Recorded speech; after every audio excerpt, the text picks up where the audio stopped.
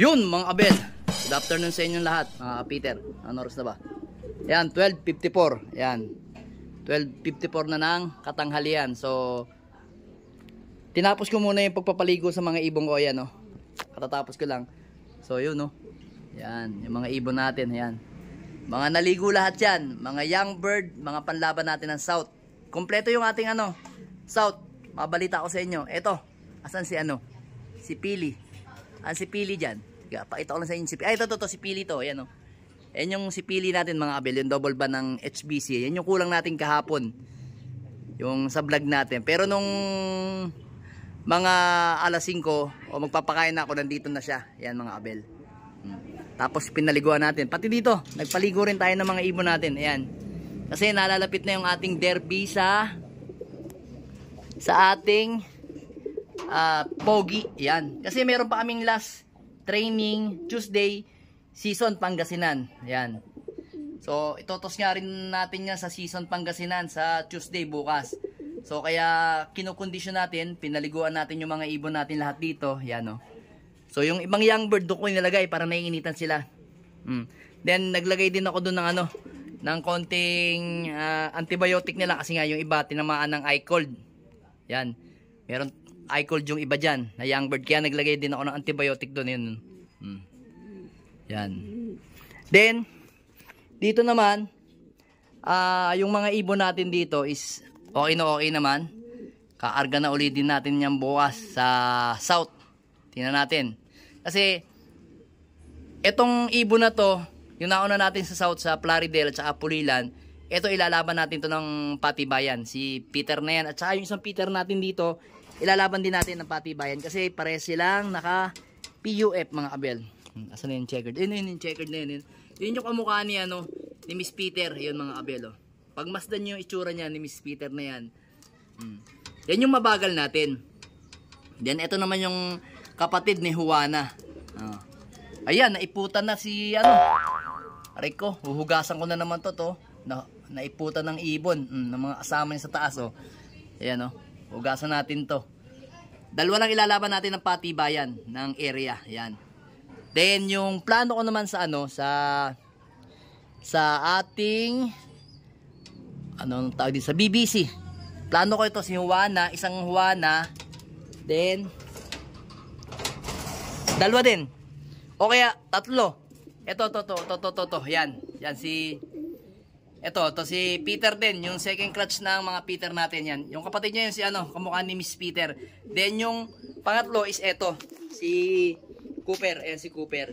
Yan yung isa pa rin sa ilalaban natin ng Patibayan. Kung pwedeng si Juana, wag na lang. Ito na lang. Ito na lang para ilalaban natin. Dalawa lang yung Patibayan natin. Then panay training na lang yung ibon natin nun. Medyo mabigat-bigat kasi. Bali 50 per training, pagdating ng derby 100. Siyempre, ako naman, kumbaga, kumpiyansa ako sa ibon ko, taka makakarating sila sa derby. So pag derby na, medyo mabigat na, kada sakay 300. Pag tatlo ang kinarga natin sa Patibayan. Kasi ang young bird natin ng BBC, isa, dalawa, tingnan natin. Ilan nga? 5. Alam ko 5 eh. Tatlo si Pili, 4, at saka to, isang to, 5, si Kup yan, 5 yung ating BBC. Then yung atin namang PUF, 1, 2, 3, 4 ang PUF natin, 1, 2, 3, 4. Yan, 4 yung Patibayan, 4 yung ating PUF. Then dito mga kabel, baba muna tayo dito. Meron akong papakita sa inyo.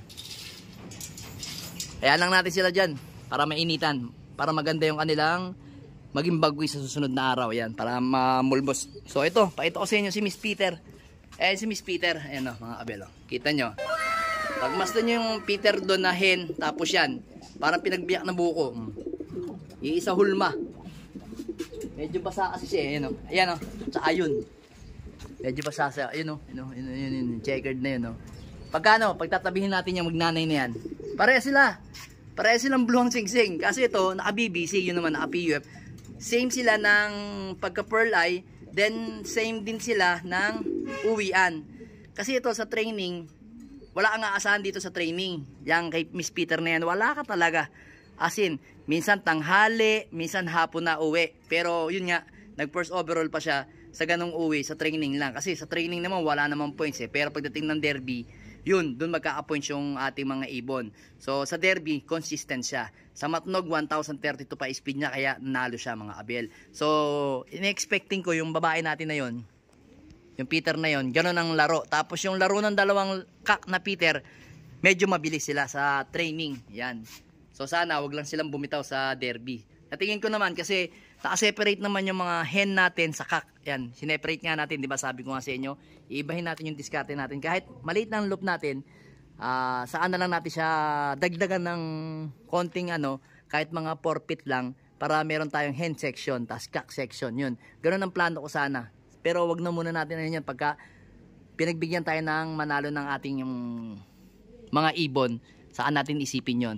So for the meantime, ganyan lang muna setup natin. So dito yung mga hen, doon ang kak sa loob. Then kinabukasan naman, dito naman yung kak, doon naman sa loob yung hen. Ganun ang ginagawa ko para masanay din sila sa gabi na kitang-kita nila yung area dito. And kitang-kita nyo mga abel, bloom-bloom ating kalangitan. Ayan, ganda ng panahon ngayon. Sobrang init, aray ko, nakakapaso. Then, ayan, malapit na mapisa si Peter B. Makakapisa na sila. Then dito, ayun, malalaki na ang anak ni, ayan, anak ni Vandenbroek at saka ni Miss Peter yan, no? Mukhang parehas dark check mga abel, oh. Sana dark check sila, oh. Dark check sila. Akala ko nga black check eh, ewan ko lang yung isa. Yung isa yung black check, ayun, oh. May team, ito checkered, dark check. Ito kasi tatay niyan eh, no? Ganyan ang kulay niyan, ayan, si Vandenbroek, ayan. Kasi ito yung nanay. So ngayon, pagka next breeding tayo sa South, medyo alam ko na yung mga gagamitin ko mga abel. Sa ngayon kasi ginagamay pa natin yung ibang breeder natin dito kahit nga mga Peter natin yan dati pa. So ngayon pinagpe-pair natin. So konti lang naman yung pairing natin dito. 2, 4, 6, 8, 10, 12, 14, 16, 18. Ayan. Bale 8 18, tama, 9 pair. 1, 2, 3, 4, 5, 6, 7, 8, 9 pair. Pero ito, hindi natin itong ginagamit siya na kup-kup mga abel. Kaya, ang sa atin lang ngayon is kailangan lang natin munang alamin. Then sa paparating na South, alam na natin ulit yung mga gagamitin kong breeding mga abel. Pero ngayon, yan muna ang setup muna natin. Then dito mga abel, yun, nakapisa na tayo. Ayan, ayan. Nakapisa na tayo sa line breeding ng Peter natin. Ayan. Ito si Miss Peter na malapot. Then ito si Rigor. Ayan. Nakapisa na tayo sa kanya ng ilan na yan? Papisa pa lang yung isa. Isa pa lang. Isa pa lang yung egg na pipisa nila. Ayan. Tignan natin gurduhin. Ayan. Pwedeng stock, pwedeng lipad ang mga anak niyan. Pero sa akin, gusto ko ilipad muna para masubukan. Pagka medyo hindi maganda performance, gagawin kong breeder na lang. Pero ito pinag-iisipan ko eh. Merong isang panser kasi na kaibigan natin na mukhang inaawitan to. Tingnan natin after ng breeding kung pwede itong i-release. Kasi kapatid to ng first overall natin. Magkakasundo kami pagka maganda yung presyo nito. Sasama sa kanya to. Then dito naman mga abel, malapit na rin mapisa si Miss Maselan Peter. Ayan, tapang. Ayan si Miss Maselan, tapang. Ayan, malapit na rin mapisa yung kanyang egg. Arinawa. Yan yung second clutch. Then sa third clutch, iiwanan na natin yung hindi na tayo magte-third clutch yan. Tapang yan. Pero lahat ng binirid yan, mga nanalo talaga. Patapang yan pag may asawa. Pero pagka wala siyang asawa, masyado siyang maselan, mailap. Yan yung ibon natin. Isa sa mga gagamitin natin yan sa darating na South. Pero ito si Litar, hindi muna natin gagamitin yan kasi may speed din kasi ito eh. Hindi ko pa talaga nasusubukan to hanggang dulo. Pero siya, hanggang Tugigaraw nasubukan ko yan. Apari lang hindi umuwi anak niyan. Tapang talaga na ito. Sige na. Apaka violente mo. Violenteng ibon, aray ko. Kasi ito, hindi pa na mamaris tong ibon natin na to. Ayan, bata pa. 5 to 6 months pa lang to. Yan yung dalawa natin. Mga nag-iinarte, mga abel. Mga nag-iinarting ibon natin. Line breeding din ang ginawa natin dito. Pare silang lahi ng lahi sila ng Jimmy D. NPL line, no pets line tong dalawang to. Magkadugo lang din yan. Pero hindi malapit na malapit. Yan.